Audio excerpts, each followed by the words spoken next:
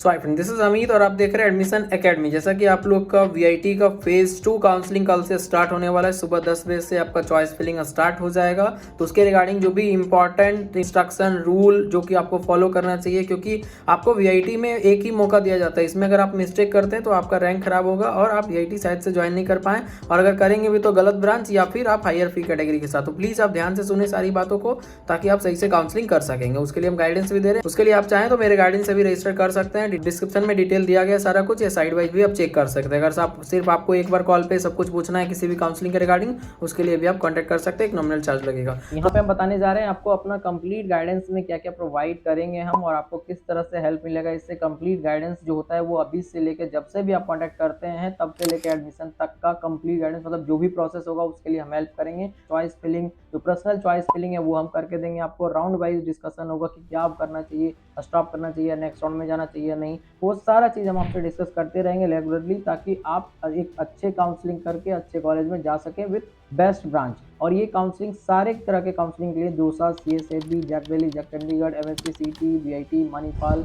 कॉमेड के, AEEE, जितने भी तरह के काउंसलिंग अक्रॉस इंडिया, सारे के लिए हम गाइड करेंगे आपको। कंप्लीट प्रोसेस जो होता है स्टार्टिंग से लेकर एंड तक, जो कि चॉइस फिलिंग, डिसीजन मेकिंग, फिर डॉक्यूमेंट अपलोड और उसके बाद कॉलेज में जाके एडमिशन। और सबसे इंपॉर्टेंट ये है कि 4-5 ऑप्शन आपके पास रहते हैं या फिर 10 ऑप्शन भी रहते हैं कॉलेज के, तो किसमें लेना है वो सारा चीज़ डिस्कस करके बेस्ट जो होगा आपके लिए उसमें हम एडवाइस करेंगे, ताकि आपका 4 साल का बीटेक कोर्स और उसके बाद फ्यूचर करियर सही हो सके। तो सबसे इंपॉर्टेंट ये है कि आपका चॉइस फिलिंग में जो है कैटेगरी 1 2 3 ऑप्शन देंगे ही नहीं वो, क्योंकि बहुत सारे बच्चे कल पूछेंगे कैटेगरी 1 2 3 मेरा में शो नहीं कर रहा है। ऐसा नहीं है कि आप में नहीं, किसी में नहीं शो करेगा, वो देंगे ही नहीं। 1 2 3 जो भी था वो फेज 1 में ही अवेलेबल था। खास करके बोल रहे हैं हम वेलोर के लिए, बाकी किसी कैंपस के लिए नहीं, वेलोर के लिए। चेन्नई के लिए भी हो सकता है 1 2 अवेलेबल ना करे, चेन्नई के लिए श्योर नहीं है, हर साल वो चेंज करते हैं। बट वेलोर का किसी भी साल वो सेकंड फेज में कैटेगरी 1 2 3 नहीं देते हैं। 4 5 से स्टार्ट करेंगे। 4 के लिए भी 90% श्योर है, 5 के लिए 100% श्योर है। और वो क्या होता है कैटेगरी 1 2 3 में, ऐसा नहीं कि सारा सीट फिल हो गया। जो भी सीट दिए बच्चे को, बहुत सारे लोग कैटेगरी 3 का फी पेमेंट नहीं किया, कैटेगरी 2 का नहीं किए, या इवन कैटेगरी 1 का तो कोई छोड़ता नहीं है, बट 1 2 तो कोई छोड़ा ही होगा जिसको आईआईटी चाहिए होगा, या आईआईटी के लिए जेईई एडवांस में उसका श्योर होगा कि अच्छा आ जाएगा, या मेंस का रिजल्ट अच्छा है।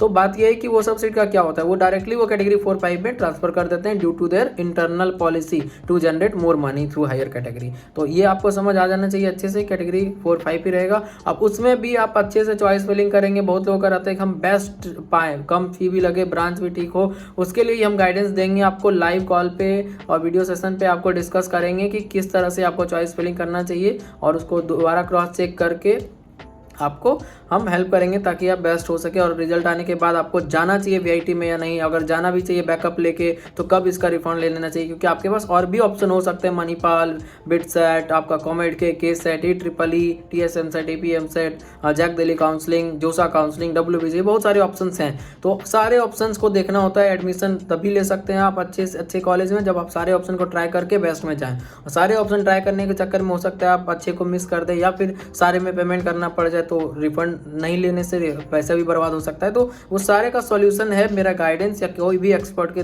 थ्रू आप गाइडेंस ले सकते हैं जिनको सारा डिटेल पता हो हर एक काउंसलिंग का। कोई एक काउंसलिंग करके आप बाकी सबको सही नहीं कर सकते। मान लो सिर्फ वीआईटी का हम आपको सही कर देंगे, बाकी काउंसलिंग में आपको क्या मिल रहा है नहीं मिल रहा है वो जानना जरूरी है, तभी एक सही डिसीजन हो सकता है। तो ये था कंप्लीट इन्फॉर्मेशन आपका वीआईटी के रिगार्डिंग कि कैसे आप हेल्प ले सकते हैं मेरे से या किन्हीं से भी। बट जो इंपॉर्टेंट रूल एंड रेगुलेशन है, जो भी बच्चे फेज 1 में अगर कोई सीट नहीं मिला है आपको, तो आप फेज 2 में पार्टिसिपेट कर सकते हैं, चॉइस फिलिंग कर सकते हैं। आपको अलग से रजिस्ट्रेशन करने का भी जरूरत नहीं था। होपफुली आपको पता होगा, पहले वीडियो में बता चुके हैं। और सबसे इंपॉर्टेंट जो फेज 1 दे चुके हैं उनको अच्छे से पता होगा कि एक मिस्टेक से क्या क्या हो सकता है, तो आपको चाहिए गाइडेंस ले सकते हैं। सेकंड पार्ट जो फेज 2 के लिए एलिजिबल है, सिर्फ 20,000 से 45,000 रैंक वाले, उनको अच्छे से काउंसलिंग करना है। अगर आप मिस भी कर देते हैं तो फेज 3 में जा सकते हैं, या कोई सीट नहीं मिलता है तो फेज 3 में जा सकते हैं।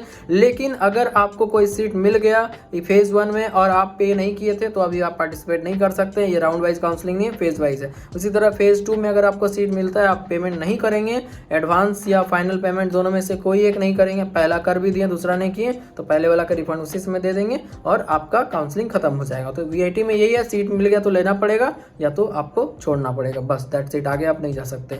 ये है कंप्लीट इन्फॉर्मेशन वीआईटी के रिगार्डिंग। तो आने वाले समय में और सारा अपडेट जो रहेगा वो हम देते रहेंगे आपको वीआईटी और अदर काउंसलिंग का भी। तो प्लीज़ आप चैनल को सब्सक्राइब करके रखें। Thank you.